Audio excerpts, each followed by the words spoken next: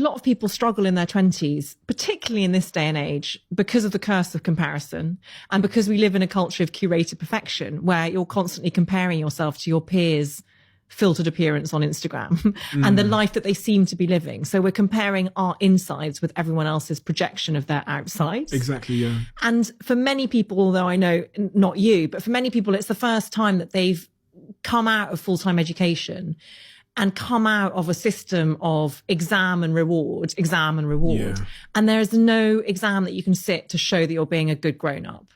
So you feel quite lost. Plus, piling on top of that, the pressure to find your passion, to like make a career for yourself, but also to earn enough to pay your rent, living in house shares, like just trying to make your way and trying to forge your identity in this day and age. It's just so hard to do all that at once.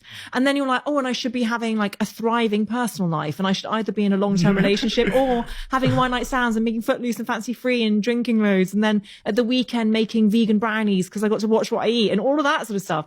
And it's exhausting. And so really what I wanted to say in that failure principle was that so many people come on podcasts and say that they feel they failed at their 20s.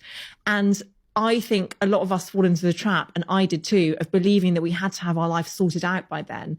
And actually your 20s are a decade of transition, of discovering who you are, of grinding up the spices of life in your pestle and mortar.